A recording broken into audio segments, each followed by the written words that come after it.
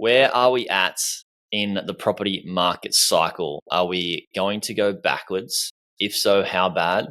Or are we all going to get super rich?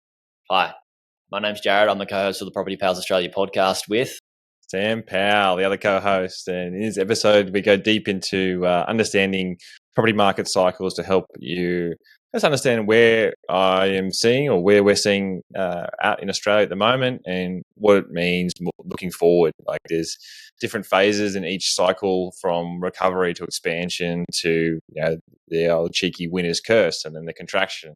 You don't know what you don't know in this world, right, Jaryd? So we're trying to help people understand, to give them confidence to make that next step. And we talk about, I guess, what if you do, what if you don't.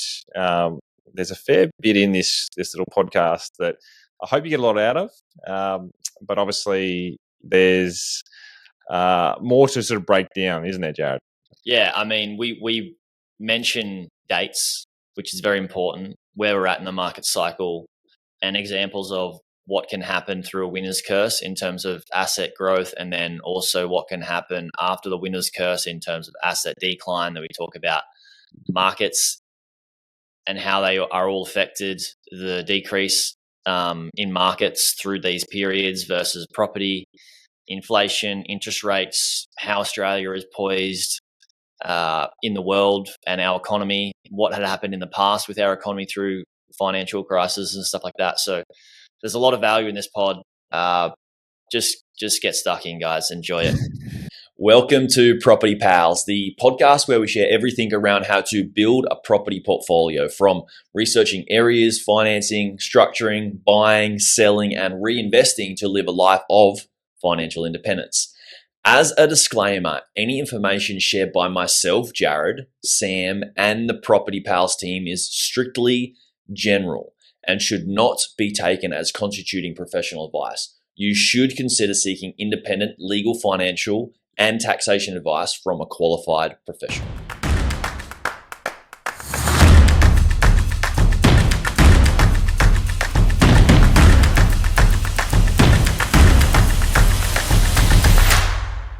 Samuel, how you doing?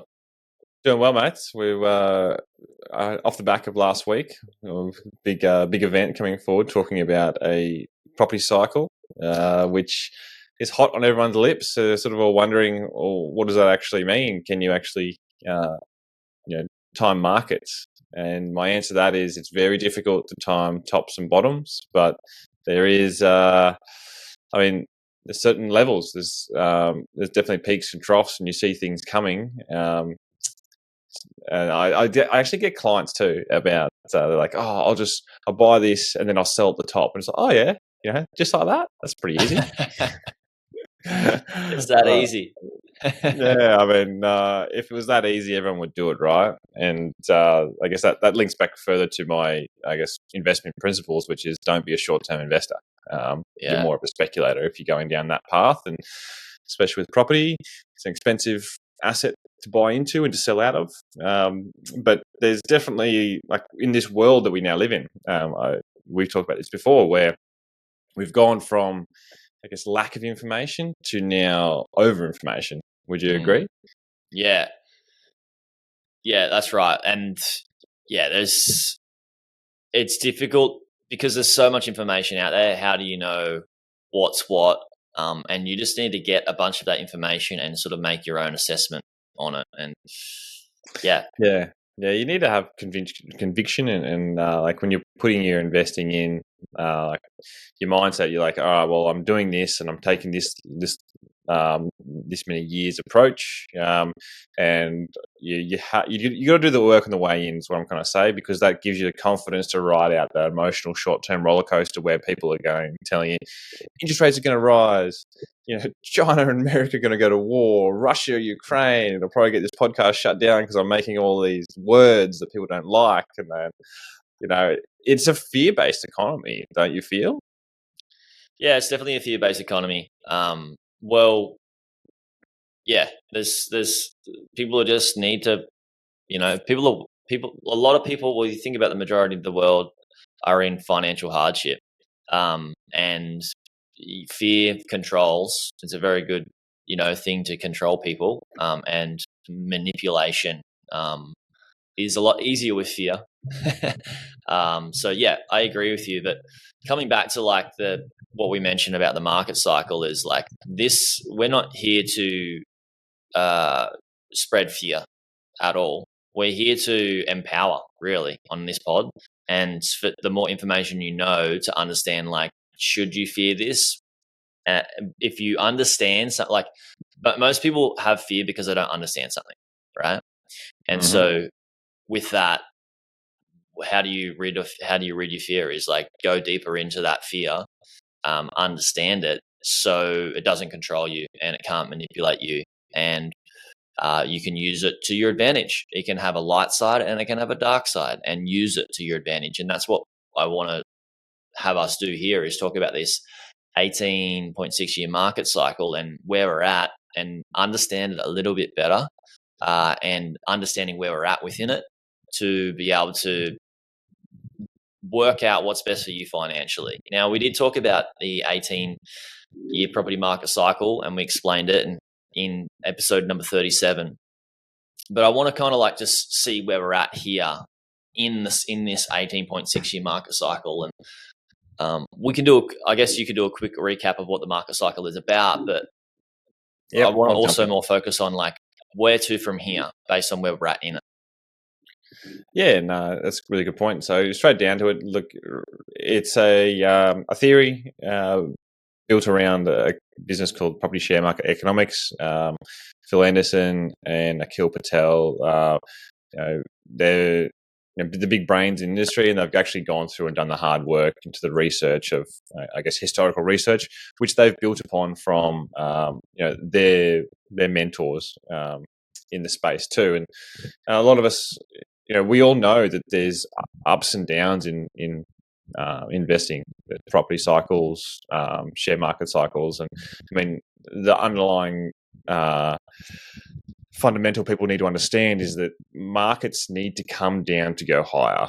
Right, that's just the reality of it all.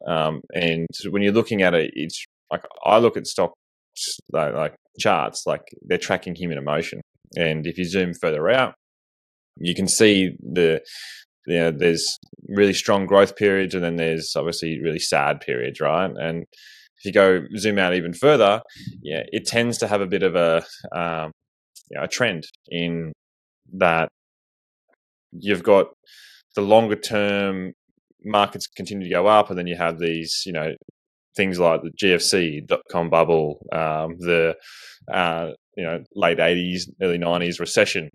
And then before that, we had those economic times where we saw wars coming through, like the World War II. And after that, what does that mean? You go even deeper into, go back in history, you'll see the rise and falls of dynasties and kings, and then even go even further in countries where, before America was the superpower, it was the British. Before the British, there was the Dutch. And then you go back into, all the way back into like the ancient Chinese dynasty.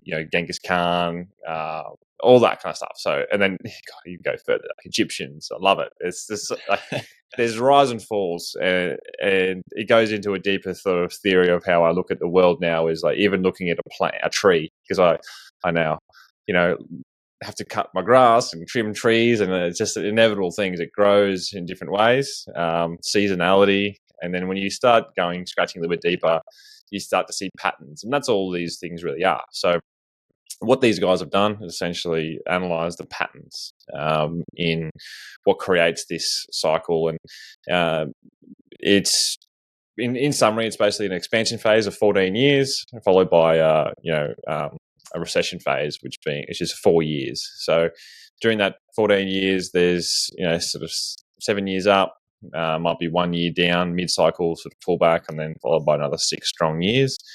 The theory there is that we're in this latter stage of the cycle, which, to sort of zoom in a little bit further, there's or where we're at currently is what they call the winner's curse phase of the cycle.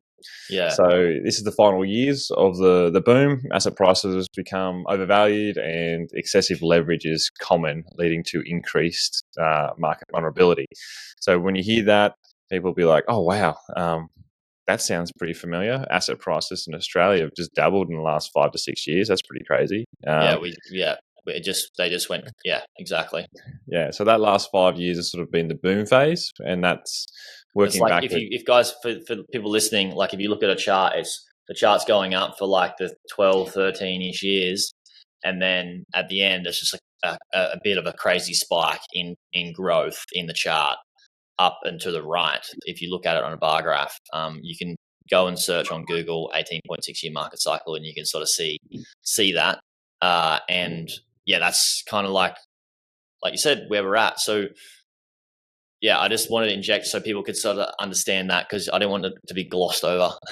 Yeah. Well, I'll probably the best way to sort of run it down is there's 6 sort of key phases. So if we start out from the bottom, like say post GFC that hit in 2008, everyone sort of remembers that one. So that's sort of the bottom of that market hit around 2011, 2012, 2013, depends where you were in Australia. Sydney so technically, roughly around that 1 to 2 years, 2011, 2012 was when this 18.6 year market cycle started again after it's reset from the GFC, right? Correct. And we're not being specific with dates and times because, like you said, like Sam said, timing the bottom and timing the top is just like nobody's got this golden information. So we're being very rough with it, which you should also as well. And the more conservative you are with understanding where we're at, the better you can prepare for when and what happens, right? Yeah. So to break it down to they call that the recovery phase. So that's generally following the market downturn. Prices are starting to stabilize, and there's a little bit more interest coming back in the market after that downturn period. And then the expansion phase comes through where that confidence starts to build back up again, and then you have a nice sort of growth period for a couple of years, and then you get to mid-cycle slowdowns, which I mentioned. This actually happened, and these guys called it in 2019. It was going to come through and happen. That was their forecasted time. This is why I'm quite interested in this theory. Is that 2019 we saw sort of elections coming through, uncertainty, and then obviously this. I don't even know what to call it anymore, mate. The virus, the pandemic, whatever you call it. That was that mid-cycle, and then we all thought the world was going to end. I was very skeptical too, going, well, what does this actually have? But then I saw a different side, because I was obviously following these types of businesses and trying to understand it, and it didn't make a lot of sense. If you shut down the whole world logistically, then you're going to have a supply issue because they're not building more. And then when you turn on the taps for migration, it was a perfect storm. That's why I kind of doubled down, leveraged up. And then we saw the boom, right? And that's that boom phase that we're in. We're just entering probably at the end of that boom phase, going into the winner's curse phase. At the moment, and that's where it's the last couple of years of this boom, and that's when you see the strongest amount of growth. So where I'm seeing in the current cycle is that we had the interest rates were cut dramatically. That was what tied on the boom phase, and then now we've got the other, I guess, winner curse of one that we're entering into, where people are so you understand the psyche of the buyer, right? Like they were sort of sitting on their hands. Interest rates went up. We all thought that was going to crash the market. They were talking about the mortgage cliff that's going to come through, and all that drama never really happened. People were still waiting. I want to get into the market. Now's not the right time. Now's not the right time. And this is what I'll tell you is people that are trying to time the market, that are just not in the market or understanding the bigger picture, are always going to be finding an excuse because they're led by fear, because that's what marketing businesses do, is they control you through fear. Even doing this podcast stuff, it's fear sells. We're being told to sort of put in headlines like market's crashing. People click on that more. So it's human behavior that leads to this, and it's just like something that we're just stuck in at the moment. So where I'm seeing now is that that winner's curse phase is just starting to kick. What that means is there's going to be some really, really strong growth coming through. I'm seeing that kind of line up too with that. With that peak interest rate cycle, we've now had this election go through. Business confidence over the last year has been sort of waning. Now that's starting to come back, and if they start to cut interest rates to stimulate that economy, that could be that kicker that people have been waiting for a pullback period in a lot of major cities over the winter of this year. It has pulled back slightly from like a median house price point of view. There's still been demand there, but definitely buying around Australia, you start to see that there's less urgency that there was. That's going to shift, I believe, and then we're going to see some really strong growth coming forward. Now, this is that winner's curse phase where, I talk to people and they're like, oh, well, you bought in 2019. Anyone that bought in 2019 did well, and you didn't have to buy well. And it's like, yeah, but the fundamentals of investing, especially in property, is still there, because you can still get growth during down periods, which is the final, phase, which is called the recession phase, which I mentioned. And that's where it's like going more and more into, well, there is that phase coming eventually.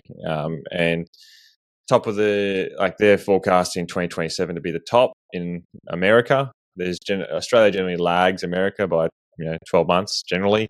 Maybe this time around, because of access to phones and data and information, right. I feel that would amplify there'd be a less of a lag period, if that makes sense.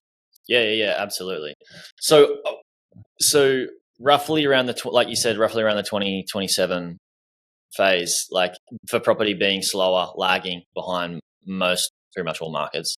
Obviously it makes sense when it's to uproot life and families. It just takes so much slower to sell property as well, and change, make those big changes in terms of living situations. So around end of 2026, 2027, who really knows? We don't really know exactly like when it's like the pinpoint of the top and when we start to see a bit of a pullback. But we've got some good years to come, like we've mentioned, like you've just mentioned earlier, with everything that's just happened. And the economy starts to change. So we're poised for some growth, which is awesome. At the same time, we've got a position where the winner's curse phase is going to end. So people are frothing and stoked that we're going to see some growth at the start, and we're in this winner's curse phase where this market just goes up pretty steep. The incline is pretty steep, which is great. For people that are thinking into the future, what does that look like for after 2027? And how long, how bad does it get?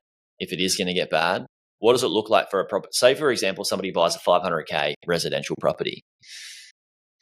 This is very general, guys, because like Sam said, you can make money in markets when they're going down as well. If you find the right market, and you find the right location. So it's very, very general, but what does this look like? Yeah. Oh, when I say that, some people will sit there going, "That doesn't make sense. How can an asset go up when a market's going down?" So I'll go a bit further. So the bigger picture is that you'll see, negative price growth coming through in the data for a whole city or a whole region, right? But your individual asset could be going up, and this is why the importance of location research and data is more important than ever. If you go back into, charts and going back into from 2009 onwards, the places like, Bendigo, Ballarat, they actually went up in value. They saw slight price increases where, Melbourne, Sydney, certain overall areas pulled back about 10%. So a big drawdown in properties, 20%. So when you're using leverage, that's obviously that amplifies your net net loss on that front. But this is why I like property as an investment vehicle, is that it's only the realized losses that you get. So that's where that got me into this sort of space where and when I was with my money, I'm like, all right, well, you'd be silly to think that markets don't go up and go down. It doesn't go up forever.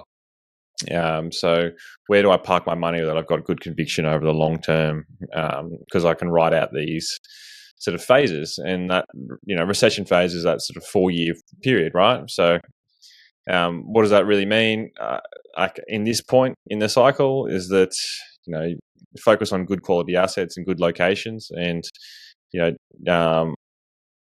look into the data, look into supply demand imbalance, because you can get growth in times because the Australian property market is not just the Australian property market. There's markets within markets, similar to, you go into the stocks, you've got tech stocks, you've got commodity stocks, you've got banking stocks, they have different phases too. So you'll see like healthcare and food produce probably outperforming during down periods because they're the like safe haven assets, because you got to understand that there are family fund managers and superannuation funds that are investing and will continue to invest, and they're looking at bigger picture stuff, and they're positioning themselves now.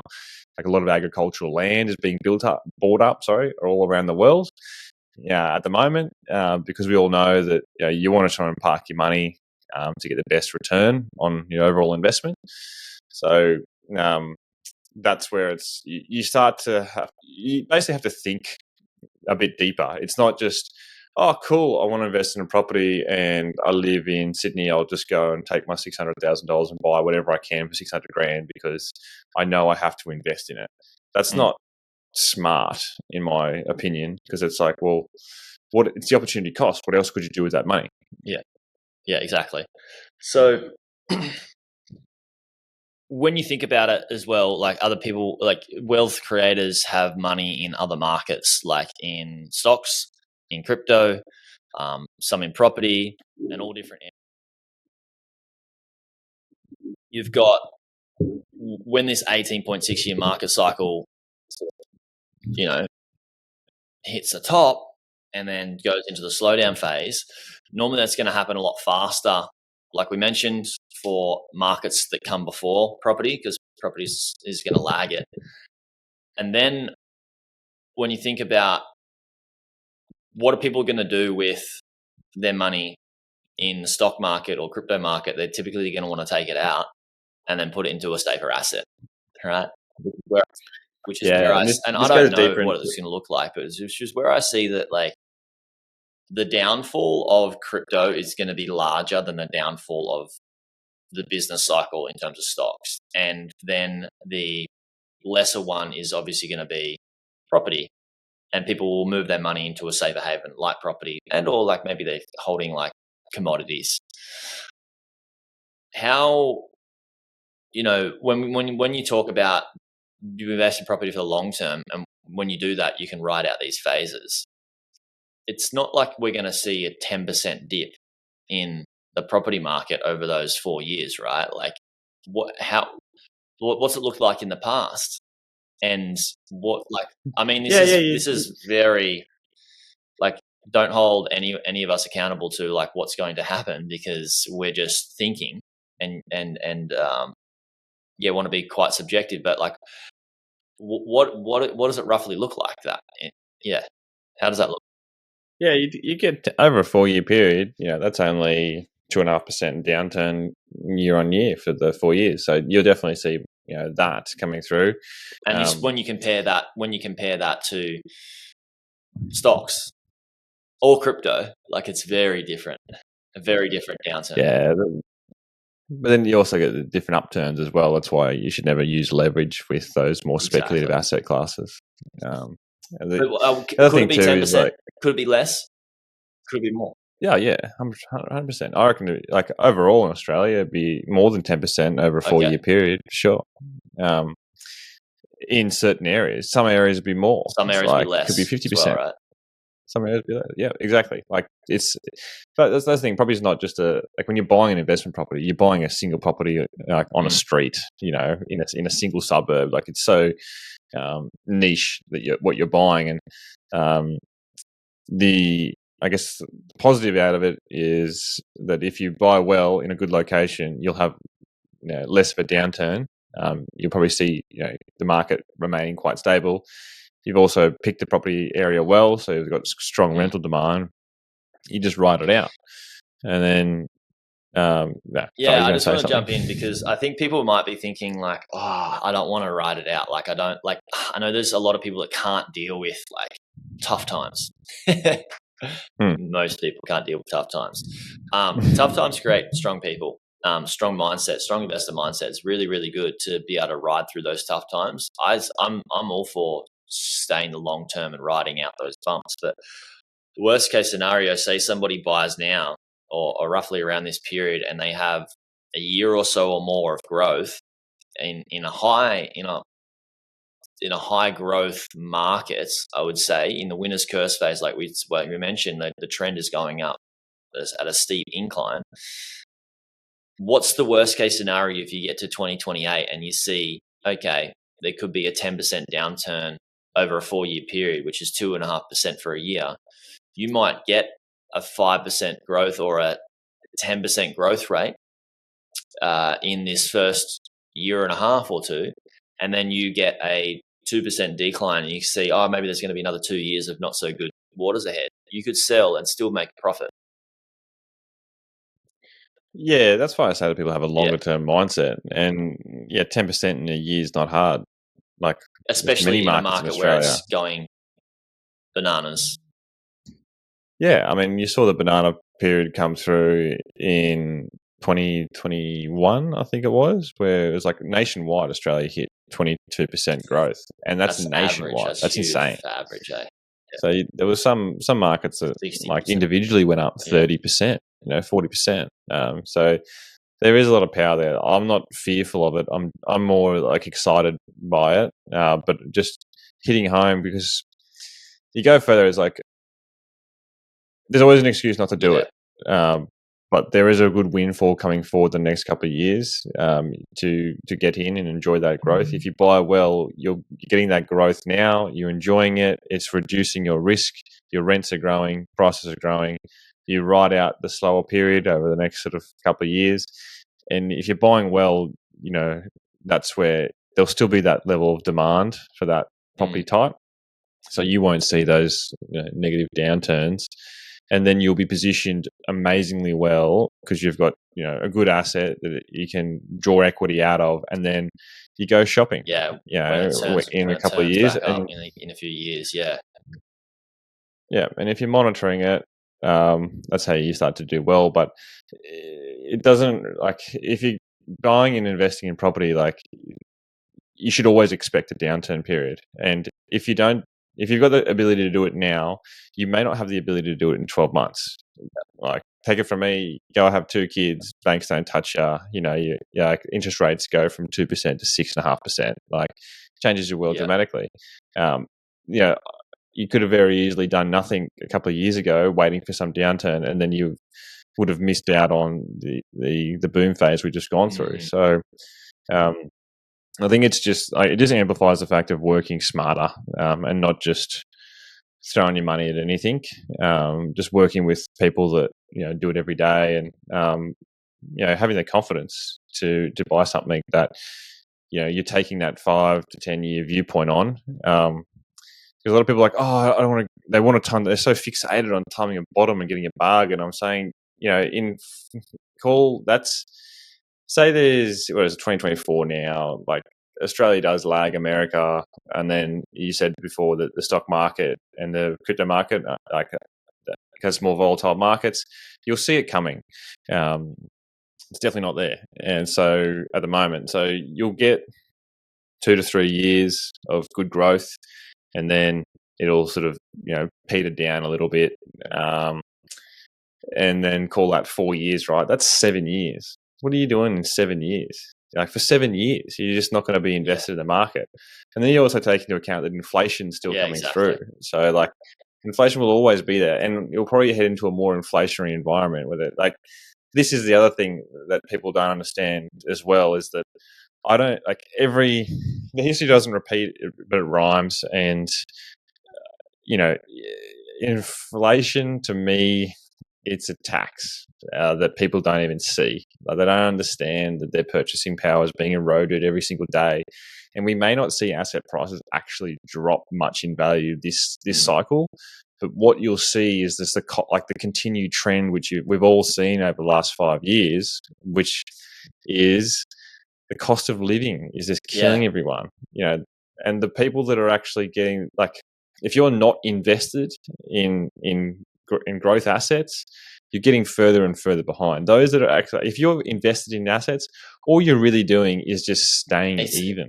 So it's that's such a good the thing risk. to consider. Like, say you get over a 4-year period a 2.5% downturn a year on your asset, but inflation is at like 5%.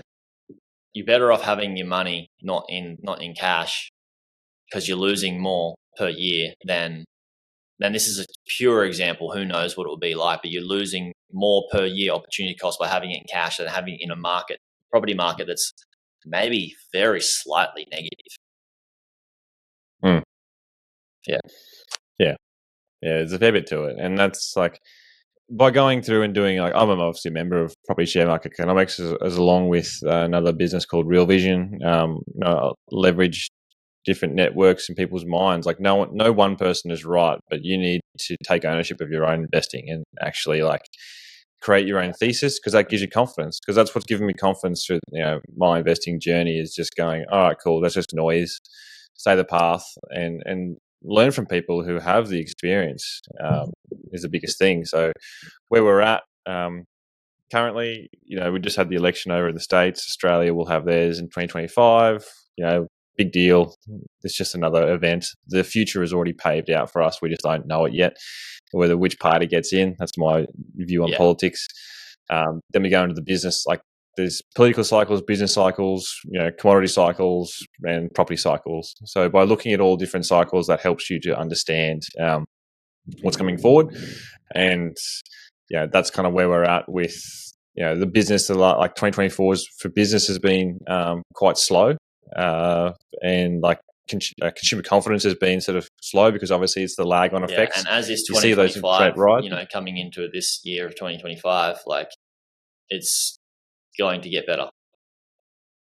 Yeah, I mean, you just think about it logically. We could probably talk about this for a while, but interest rates go up so fast. Yeah, sure. Like, for those consumer spending and inflation, it has its impact, but there's a lag on effect of that, and it's usually a few years. And that's what we're seeing now, where the purse strings for the sort of the middle class and definitely the lower class are really hurting, and that's affecting the, I guess, overall spending in the economy, which affects GDP. That's not good for the Australian economy. Therefore, they want to stimulate it. And businesses also, it's not good for them. They're not going to be putting on more staff. They're not going to be, buying, more plant and equipment to grow their business, because they don't have the confidence just yet. It's human psychology. It's like emotion that you're looking at. So what I'm seeing now is just that we all now know that inflation hit its peak. It's on its way down. It's trending down. And also interest rates are at their peak. You look at the RBA rate tracker, it's pricing in a number of cuts coming forward over the next 12 months. So there's a lot of economists that put forward that their thesis around that. A lot of people will say economists are always wrong. Look, not all of them. There's always some that are right, some that are wrong. That they always get people that are, I called the It's the like top. all the I called the information bottom. at the start that we mentioned is, like, you're going to get a bunch of information from a bunch of people. Like you said, you got to make your own thesis. So yeah. So, like, in order to be successful, you need to do the hard work, because that takes all the noise out. I'm trying to help people sort of maybe get a little bit of the hard work out of the way and point them in the right direction. I'm always learning and growing too, and we'll see where this one eventuates into. I talking with Jaryd Brown a couple of weeks ago. The reason why I wanted to get him on the podcast is because he deals very heavily with, like, migration, understands migration trends, and this is the next sort of, like, the the phase for Australia is like this property market cycle. It's based on America because it's the biggest economy in the world, and that has ripple effects onto other economies like us, which are smaller. But Australia's positioned really strategically well to wear out any sort of like negative impacts on a global scale because we're so tied into the Asian economies, which is, India is the largest, population mass in the world and has been for, close to 17 years, I'm hearing now, only because of like the data. We always thought China was the larger scale. So we've got ties both in the West, which is obviously Britain and America, Canada, New Zealand. We've got really strong ties there, but we're also in the south of the world, so we've got that Asian influence and really strong. So that gives me confidence. Plus, all the fact that Australia is a developed nation that's one of the best places to live and work in the world, and we're rich in resources and commodities. So, will we see a really hard time?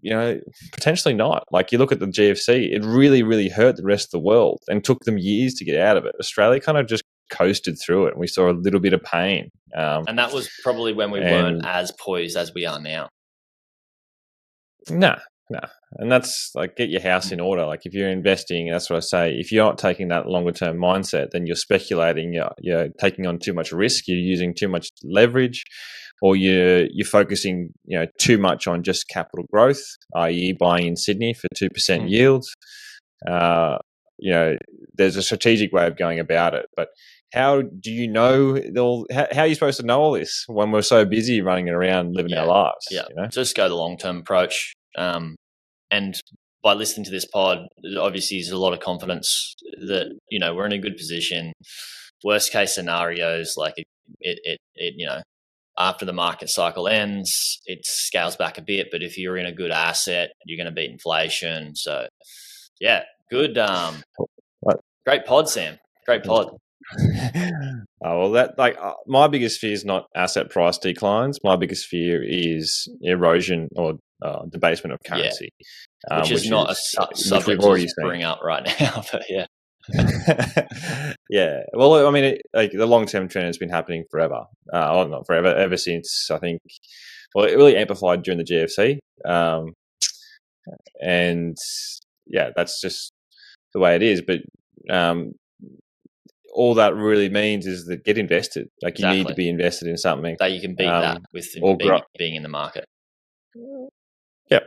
So it's you're not supposed to know this stuff. They don't teach you at school. So hopefully some people got some value out of this. And if you want to talk to certain people that I talk to or the professionals that we have our network with, reach out. Property Pals, hello@propertypals.au.